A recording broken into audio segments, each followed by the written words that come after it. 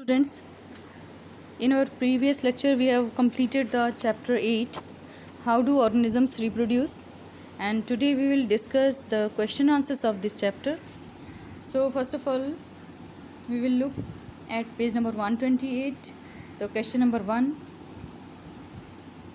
what is the importance of DNA copying in reproduction?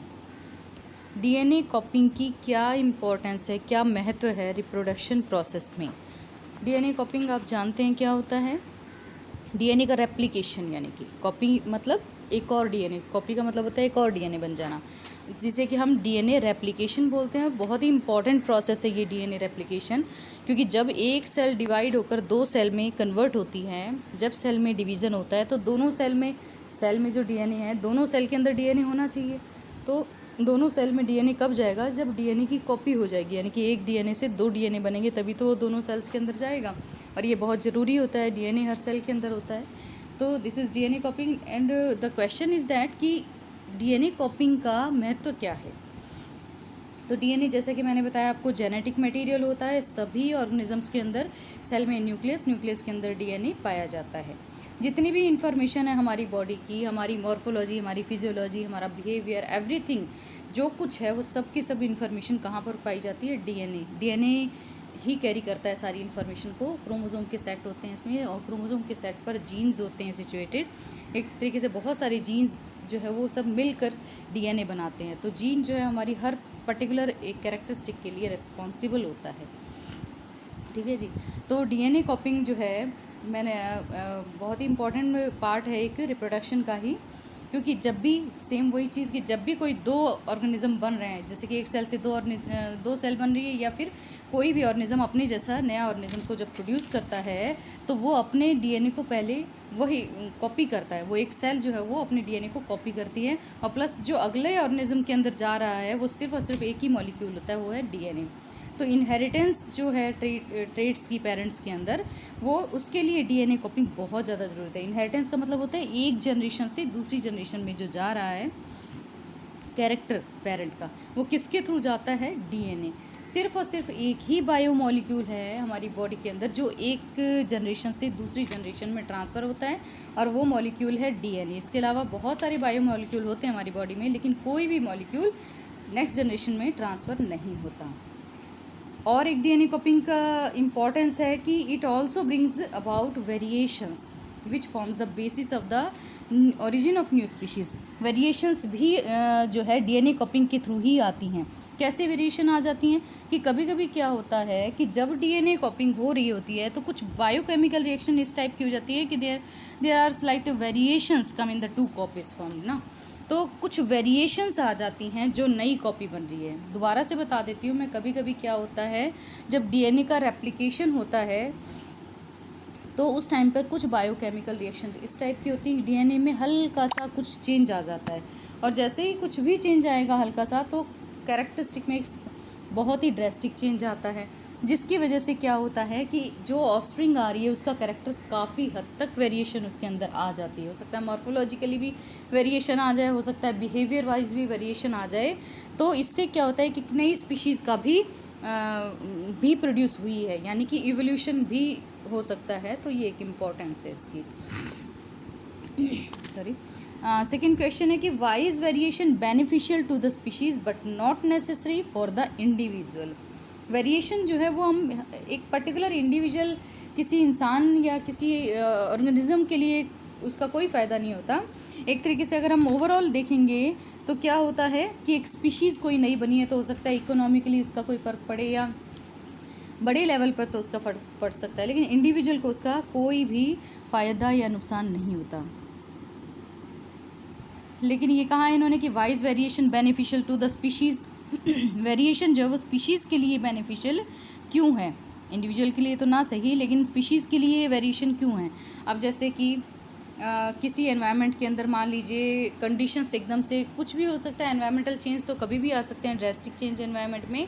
कभी condition मान लीजिए change हो गई है, बहुत ज़्यादा एक्सट्रीम एनवायरनमेंट आ गया है, उस हाई टेम्परेचर या कुछ भी चीज़ जो भी एक्सट्रीम चेंजेस आए हैं उसको, जो वहाँ एक मान लीजिए एक ही स्पीशीज़ रहती है उस एनवायरनमेंट के अंदर, वो नहीं सहन कर पाएगी, मर जाएगी, तो वहाँ से वॉश आउट हो जाएगा, कोई पॉपुलेशन उस हैबिटेट के अंदर बचेगी ही नहीं, क्योंकि वो उस एनवायरनमेंट को सहन नहीं कर सकती और वो ख़त्म हो जाएगी। इससे क्या हो गया, this will eliminate the species from that habitat completely, यानी कि स्पीशीज़ सारी वॉश आउट होगी, वहाँ से सब एलिमिनेट हो गया। एलिमिनेट माने हट जाना, वहाँ से निकल जाना स्पीशीज़ का।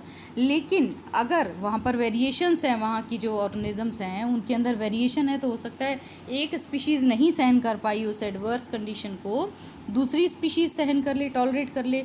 एक्सेसिव हीट है या फिर एक्सेसिव कोल्ड है, या जो भी कोई वाटर सप्लाई की प्रॉब्लम है, या जो भी सिचुएशन क्रिएट हुई है उसको हो सकता है कोई दूसरी स्पीशीज़ सहन कर ले और वो वहाँ पर सर्वाइव कर जाए, बनी रहे। तो इससे क्या होता है कि टोटल जो है एलिमिनेशन नहीं होता है स्पीशीज़ का। अगर किसी इकोसिस्टम के अंदर बहुत सारी वेरिएशंस हैं, कई स्पीशीज़ हैं, तो क्या कोई भी ड्रेस्टिक कंडीशन आ रही है, एडवर्स कंडीशन आ रही है, तो कुछ ना कुछ तो वहाँ पर बना रहेगा, एकदम स्पीशीज़ ख़त्म नहीं हो जाएंगी वहाँ पर। ठीक है ना, जैसे कि बैक्टीरिया का एग्जांपल इन्होंने दे रखा है। For example, if the temperature of water increases suddenly, then most of the bacteria living in that water would die. Only few variants that are resistant to heat would be able to survive. एक example है ये animals के case में भी आप ले सकते हैं, वाटर के केस में भी ले सकते हैं। तो वाटर में जैसे बैक्टीरिया है, बैक्टीरिया का पता है आपको बहुत सारी स्पीशीज़ हैं, बैक्टीरिया की हज़ारों स्पीशीज़ हैं, लेकिन सबकी सब स्पीशीज़ अपनी उनकी एक पर्टिकुलर हैबिटेट होता है, उसके अंदर सर्वाइव कर सकते हैं। तो मान लीजिए टेम्परेचर बढ़ गया और कुछ बैक्टीरिया हैं वो ख़त्म हो गए उसके अंदर, लेकिन कुछ बैक्टीरिया उस टेम्परेचर को सहन कर गए, वो वहाँ पर परसिस्ट कर रहे हैं, उसके बाद भी कुछ वेरिएंट्स होते हैं।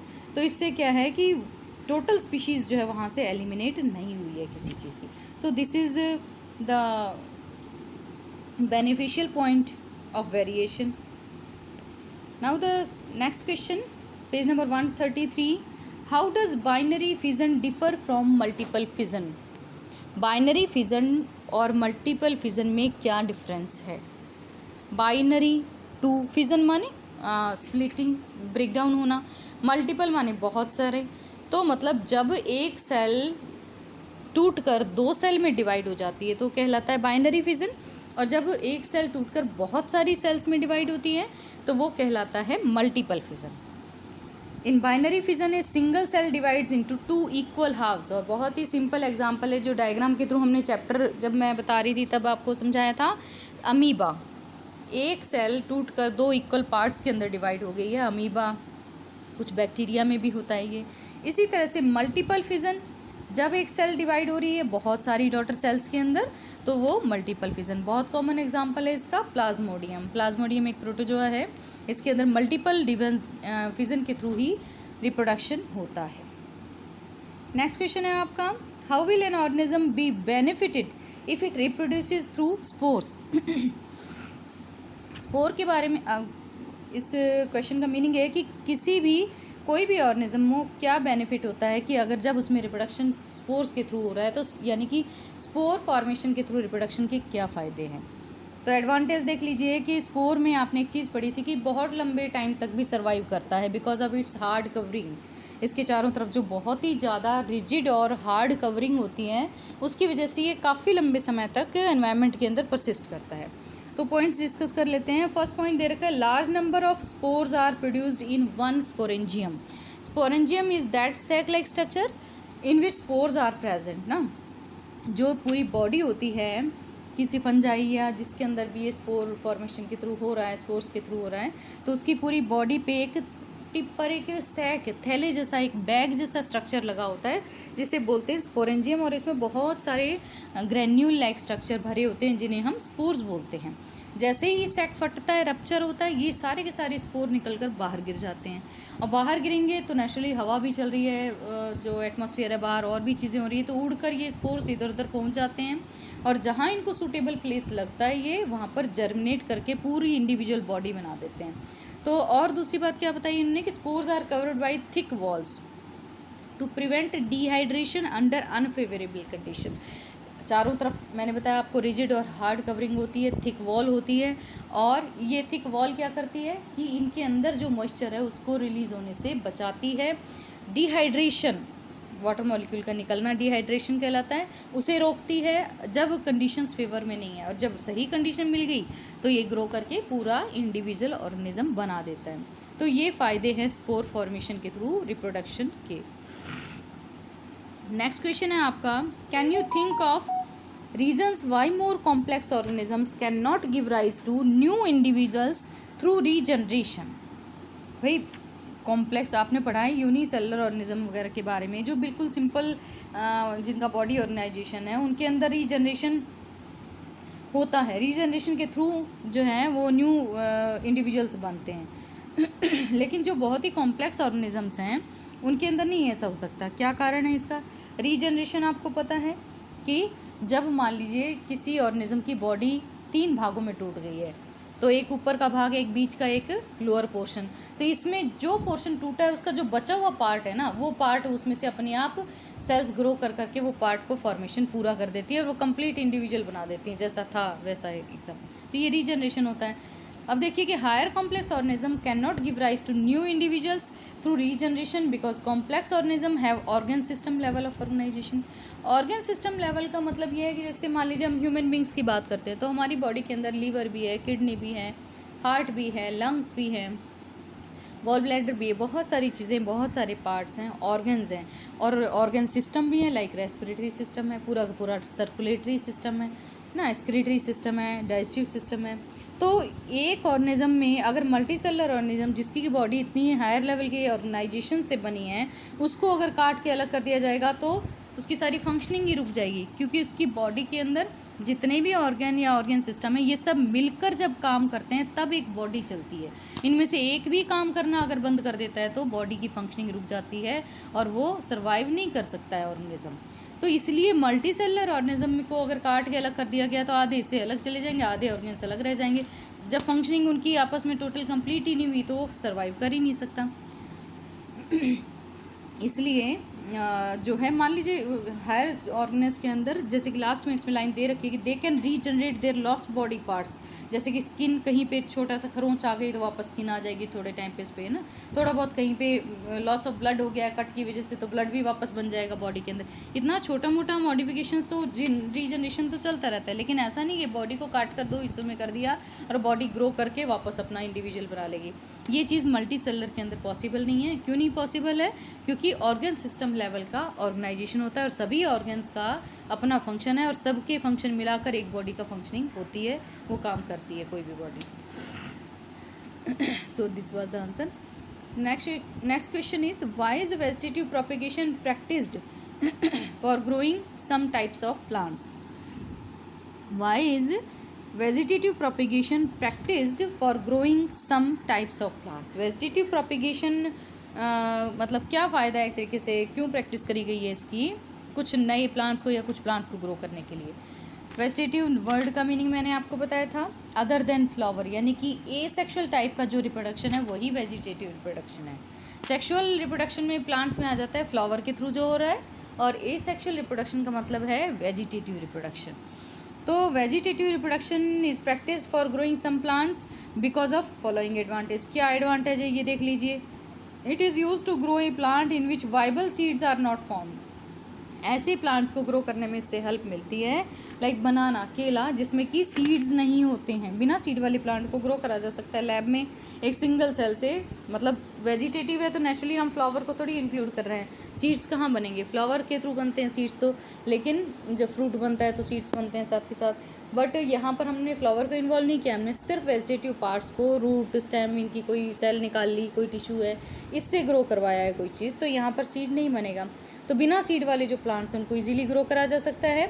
दूसरी बात क्या है कि it helps in to introduce plants in new areas where the seed germination fails to produce mature plant. ऐसे एरियाज़ में जहाँ पर एनवायरमेंटल फैक्टर कुछ इस टाइप के हैं कि सीड जर्मिनेशन नहीं होता, मतलब ज़मीन में अगर बो भी दिया, बीज को सो कर दिया तो भी वो नहीं उगेगा, तो सीड वाला फैक्टर वहाँ कामयाब नहीं है। तो ऐसी जगह पर क्या करते हैं, सीडलेस प्लांट्स को ग्रो करने में वेजिटेटिव प्रोपेगेशन टेक्निक को इस्तेमाल करते हैं। सिंपल है, ईजियर होती है, रैपिड मतलब फास्ट होती है, और चीपर, सस्ती है ये टेक्निक। और दूसरी बात, by this method a good quality of a race और वेराइटी कैन बी प्रिजर्व्ड। कोई भी स्पीशीज़ है उसको बचाया जा सकता है इस मेथड के थ्रू, उसे मेंटेन रखा जा सकता है एनवायरनमेंट के अंदर, आर्टिफिशियली ग्रो करवा के वेजिटेटिव प्रोपेगेशन के थ्रू बनाकर स्पीशीज़ भी, तरह तरह की वैरायटी भी प्रिजर्व करी जाती है। ठीक है जी। नेक्स्ट क्वेश्चन है Why is DNA copying an essential part of the process of reproduction? DNA कॉपिंग एक एसेंशियल पार्ट क्यों है प्रोसेस ऑफ रिप्रोडक्शन का? बहुत एसेंशियल पार्ट है, क्योंकि जितना भी जेनेटिक इन्फॉर्मेशन है हमारी बॉडी की, हमारी सेल की, वो सब की सब डीएनए के अंदर होती है। और डीएनए एकमात्र ऐसा मॉलिक्यूल है जो पेरेंट्स से ऑफस्प्रिंग के अंदर यानी कि अगली जनरेशन के अंदर ट्रांसफ़र होता है। ये डीएनए ही सब कुछ डिसाइड करता है, हमारी बॉडी की मॉर्फोलॉजी, फिजियोलॉजी सब कुछ डिसाइड करता है, ठीक है ना।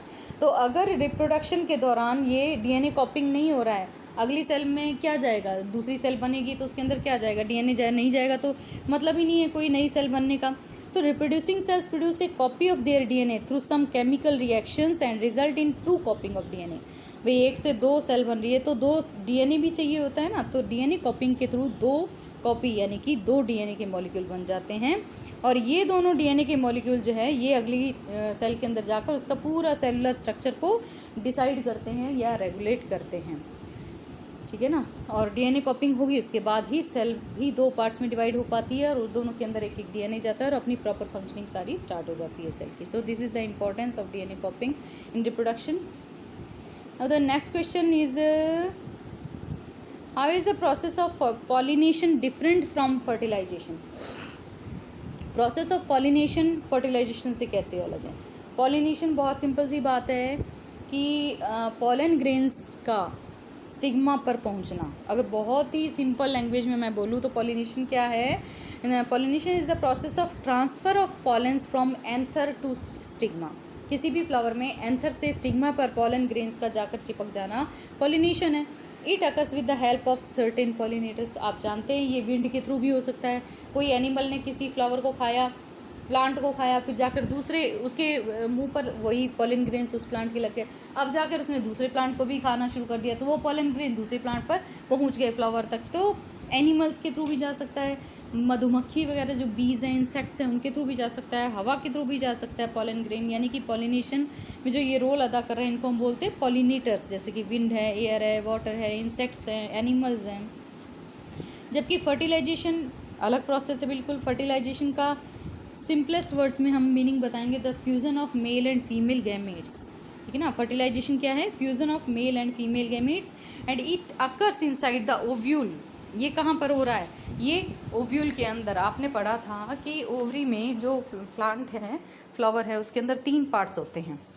फ्लावर जो है उसके अंदर 3 पार्ट्स होते हैं। क्या क्या होते हैं? स्टिग्मा, जो फीमेल रिप्रोडक्टिव पार्ट है फ्लावर का फीमेल रिप्रोडक्टिव पार्ट, जिसे हम पिस्टिल बोलते हैं या कार्पल भी बोलते हैं, उसमें 3 पार्ट्स होते हैं।